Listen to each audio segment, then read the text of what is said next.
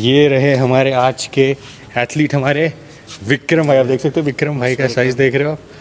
विक्रम भाई और बहुत सॉफ्ट स्पोकन है, ज़्यादा बात नहीं करते, तेज़ नहीं बोलते, इनकी फेस के बिल्कुल ऑपोजिट है।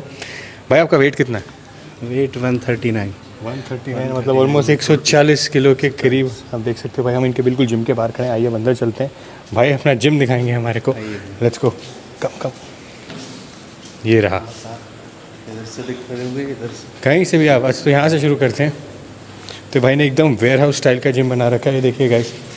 तो अगर किसी एथलीट को पता देखना हो कि उसमें कितना दम है, तो उनकी हमेशा वॉल ऑफ फेम दिखेगा। तो ये सारे मेडल्स, तो भाई बताओ कौन कौन से मेडल्स हैं भाई? डिस्ट्रिक्ट मेडल, स्टेट मेडल, कुछ नेशनल के हैं, कुछ हमारे जो प्राइवेट कंपटीशन होते हैं उन सब के हैं।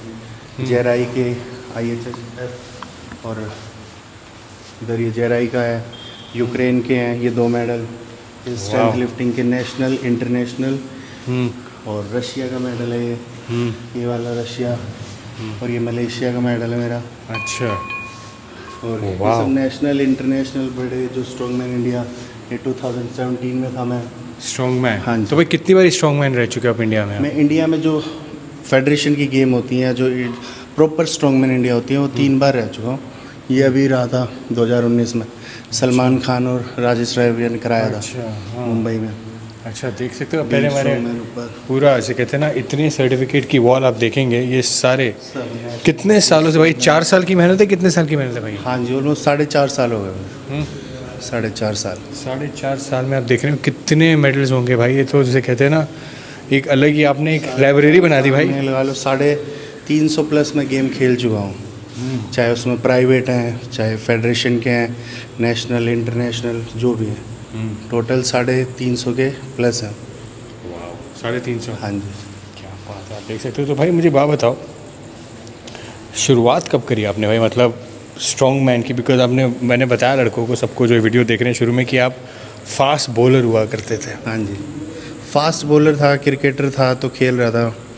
तो फैमिली में जैसे प्रॉब्लम होती रहती है, तो हमारे भी हुई।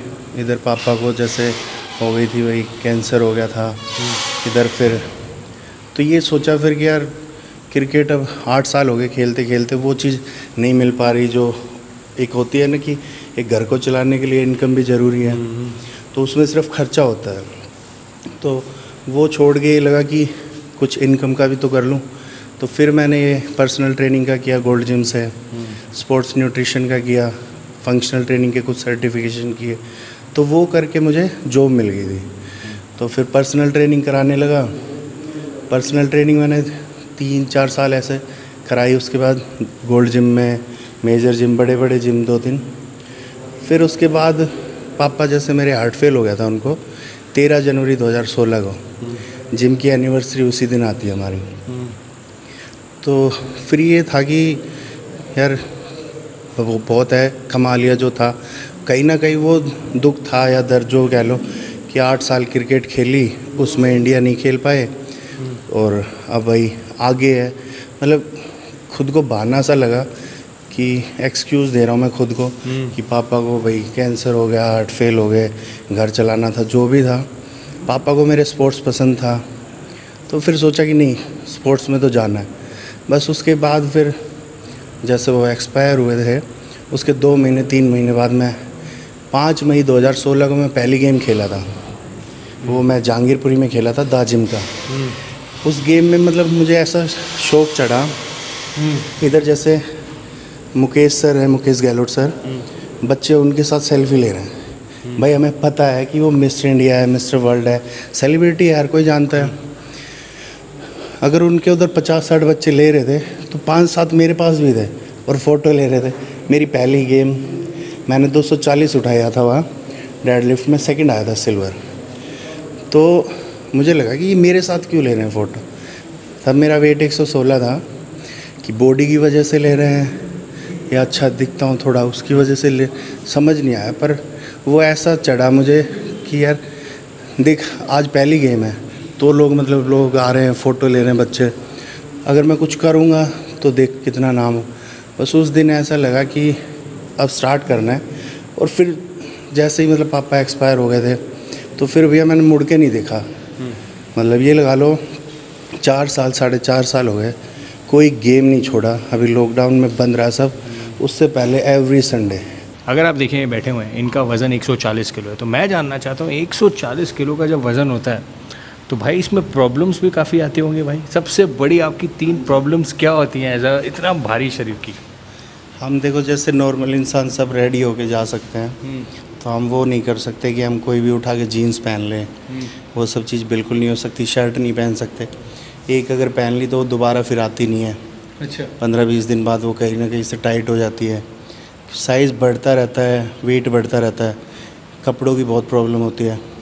दूसरा हम शूज़ बांधते हैं तो झुक के बांधने में वो दिक्कत होती है। करके दिखाओ इतना, मतलब कैसे? तो देखो अगर आप, मैं इस पे बैठा हूँ तो मेरे हाथ इतने आ रहे हैं, तो कहीं ना कहीं पैर रख के ही बांधने पड़ते हैं। तो ये नीचे हटा जाता है आपका? अच्छा। क्योंकि फ्रेम बड़ा हो जाता है तो कहीं ना कहीं वो दिक्कत करता है, इसीलिए। अच्छा। और सबसे बड़ी प्रॉब्लम क्या आती है आपको? और ये होता है थोड़ा हमारा कि ज़्यादा वेट जब ओवर होता है तो कहीं ना कहीं थोड़ी थोड़ी ब्रीदिंग प्रॉब्लम होती है जब आप रनिंग करो या सीढ़ियाँ चढ़ो, मतलब फास्ट एक्टिविटी में। और ऐसे सांस चढ़ जाता है। हाँ, वैसे हमारे इसमें नहीं होता कि हम ट्रेनिंग कर रहे हैं तो ठीक है, डेड लिफ्ट कर रहे हैं, कुछ सेकंड का काम होता है, 15-20 सेकंड में उठाया, बस बेंच प्रेस किया। मतलब हमारा अनएरोबिक जो वर्कआउट होता है, एरोबिक होता है, लॉन्ग ड्यूरेशन चलता है। हमारा वर्कआउट इतना लंबा नहीं चलता। लिफ्ट उठाई, ख़त्म, 1 मिनट होता है उसमें बस। तो उतना स्टेमिना रखते हैं हम बस। ना 1 मिनट का स्टेमिना रखते हैं भाई। आपको फ्लाइट में कैसे जाते हो भाई? आपको तो बड़ी दिक्कत आ जाती होगी इसमें, प्लेन में? हाँ, फ्लाइट में बहुत दिक्कत आती है क्योंकि वही है, सीट जो नॉर्मल इंसान होता है एक 90-100 तक लगा लो, 110 kg तक लगा लो, लेकिन एक साथ में फ्रेम भी बड़ा हो जाता है तो प्रॉब्लम होती है। कहीं अब जैसे यहाँ बैठा हूँ तो साइड में हाथ निकले रहते हैं, ऐसे तो अब बैठेंगे कैसे 3 घंटे तक, 2 घंटे तक, तो ऐसे तो बैठेंगे ही नॉर्मल, तो कहीं ना कहीं वो साइड में प्रॉब्लम ही करते हैं। अच्छा। हाँ जी।